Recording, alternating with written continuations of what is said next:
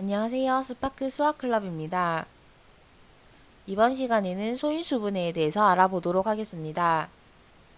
먼저 저번 시간에 51에서 100까지의 수 중에서 소수를 찾아보려고 했는데요. 한번 찾아보셨나요? 51에서 100 사이에는 총 10개의 소수가 있습니다. 여러분의 답과 한번 비교해 보세요. 그럼 오늘의 주제인 소인수분해를 시작하도록 하겠습니다. 소인수분해는 소인수를 분해하는 것입니다. 그렇다면 소인수는 무엇이냐? 소인수는 소수와 인수를 합한 말입니다. 여기서 인수는 우리가 알고 있는 약수랑 똑같은 말이고요. 즉 자연수의 약수 중에서 소수인 것을 우리는 소인수라고 부릅니다. 그렇다면 소인수분해는 1보다 큰 자연수를 그 수의 소인수만의 곱으로 나타내는 것을 말합니다.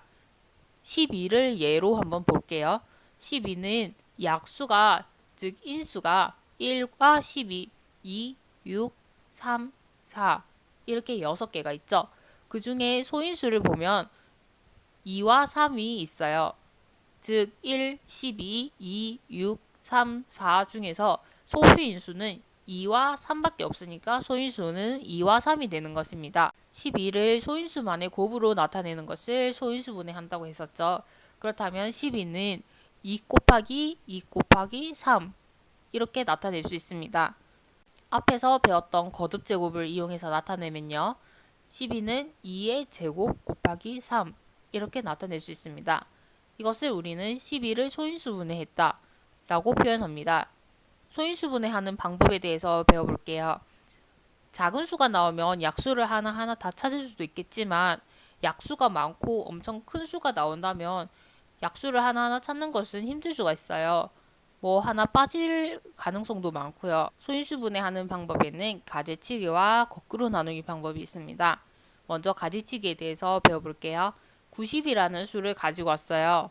90을 두 수의 곱으로 이렇게 가지를 친다 해서 가지치기 방법인데요. 90을 저는 3 곱하기 30으로 한번 나타내 볼게요. 여기서 소수로 하나의 가지가 나오면 그 수는 동그라미를 쳐주세요. 자, 30은 5와 6의 곱으로 나타낼 수 있죠. 여기서 5도 소수이기 때문에 동그라미를 쳐줍니다. 마지막으로 6은 2와 3으로 나타낼 수 있죠. 그리고 2와 3은 모두 소수입니다. 그렇다면 90은 3 곱하기 5 곱하기 2 곱하기 3 이렇게 나타낼 수 있겠네요. 조금 더 간단하고 예쁘게 적기 위해서 우리는 작은 수부터 적을 겁니다. 2 곱하기 3 곱하기 3 곱하기 5 3을 두 번 곱하는 것은 우리가 거듭제곱을 이용해서 나타낼 수 있죠. 그래서 90은 2 곱하기 3의 제곱 곱하기 5 이렇게 나타낼 수 있습니다. 그럼 이제 거꾸로 나누기 방법을 한번 볼게요. 100이라는 숫자를 가지고 왔습니다. 거꾸로 나누기는 말 그대로 나눗셈을 거꾸로 하는 것입니다. 즉 나눗셈을 위로 하는 것이 아니라 밑으로 하는 것인데요. 100을 어떤 수로 나누어서 소수가 나올 때까지 계속 나누어 주는 방법입니다. 여기서 주의할 점은 나누어 주는 숫자가 항상 소수여야 된다는 점입니다. 저는 2로 한번 나눠 볼게요. 2로 나누면 50. 50은 아직 소수가 아니에요. 그렇기 때문에 한 번 더 나눠줍니다. 한 번 더 2로 나눠볼까요? 2로 나누면 25가 남죠. 25도 소수가 아닙니다. 그래서 한 번 더 5로 나눠주면 마지막으로 5가 남겠네요. 100은 2 곱하기 2 곱하기 5 곱하기 5 이렇게 나타낼 수 있습니다. 거듭제곱을 이용해서 나타내면요. 2의 제곱 곱하기 5의 제곱 이렇게 나타낼 수 있습니다. 어렵지 않죠? 소인수분해하는 방법에 대해서 다시 한번 정리해 볼게요. 먼저 나누어 떨어지는 소수로 나눕니다.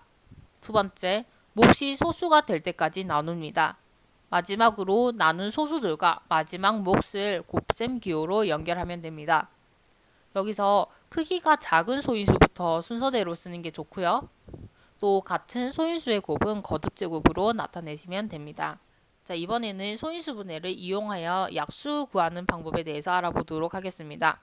먼저 8과 3의 4제곱을 가지고 왔는데요. 8의 약수들은 우리가 쉽게 알 수 있죠. 뭐가 있어요? 1, 2, 4, 8 이렇게 4개의 약수가 있습니다. 근데 이 수들을 자세히 보면요. 우리가 4는 2 곱하기 2니까 2의 제곱으로 나타낼 수 있고요. 8은 4에서 2를 곱한 것이니까 2의 세제곱이라고 나타낼 수 있죠. 즉 8은 2의 세제곱이에요. 거기서 약수들은 1, 2, 2의 제곱, 2의 세제곱 이렇게 나오는 것이고요. 어떤 규칙들이 보이나요? 1에서 2의 세제곱까지 갈 때까지 계속 2를 한 번씩 곱해주는 그 숫자들이 모두 약수가 되는 것이지요. 이제 3의 4제곱의 약수를 구해볼게요. 위에서 찾은 규칙을 이용해서 빨리 한번 찾아볼 건데요. 먼저 1에서 시작해서 자기 자신이 나올 때까지 이 밑을 하나씩 곱해주면 됐었죠. 자, 그렇다면 1, 3, 3의 제곱, 3의 세제곱, 그리고 자기 자신인 3의 4제곱까지 이렇게 찾으면 약수들을 쉽게 찾을 수 있습니다. 여기서 약수의 개수를 한번 볼까요? 8은 2의 세제곱인데 약수는 총 4개가 나왔어요. 지수에다가 하나를 더한 값이 약수의 개수가 됩니다. 그렇다면 3의 4제곱의 약수는 몇 개인가요? 네, 3의 4제곱은 지수가 4니까 4 플러스 1 이렇게 해서 5개가 되겠네요. 자, 이제 조금 더 큰 숫자를 가지고 약수를 한번 구해보도록 하겠습니다. 72라는 수가 있는데요. 72는 2의 세제곱 곱하기 3의 제곱으로 소인수분해 할 수 있습니다.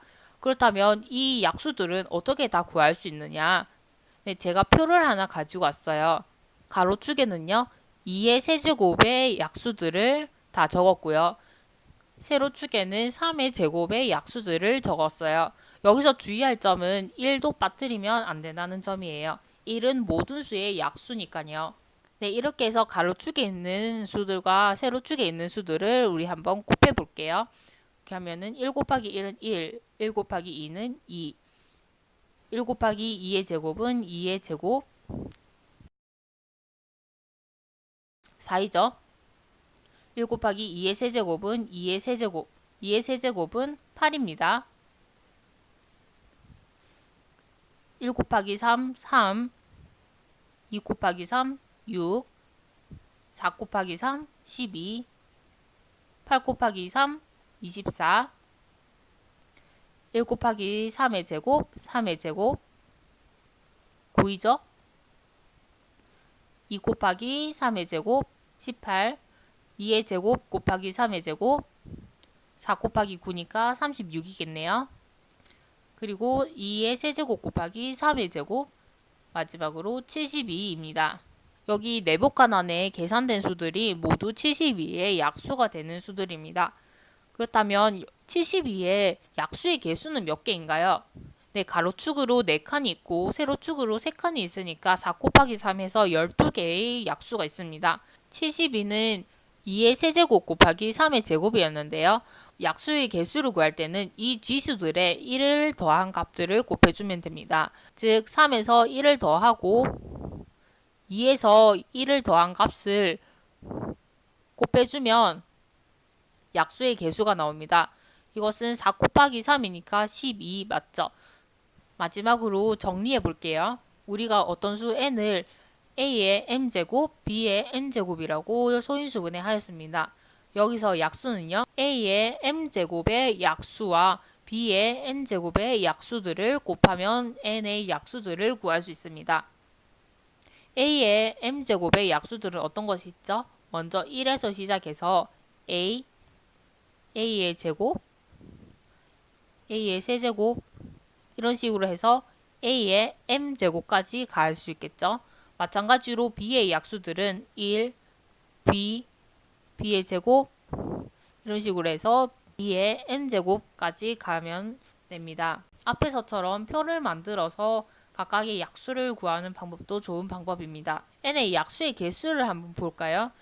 n의 약수의 개수는 지수들에서 1을 더한 값들을 모두 곱해주면 됩니다. 여기서는 지수가 m과 n 두 개가 나왔습니다. 그렇다면 약수의 개수는 n 플러스 1과 n 플러스 1을 곱한 값이 되겠죠. 여기까지 소인수분해에 대해서 배워봤습니다. 다음 시간에는요, 이 개념들을 이용해서 풀 수 있는 문제들이 준비되어 있습니다. 다음 문제 풀이 시간도 기대해 주세요. 감사합니다.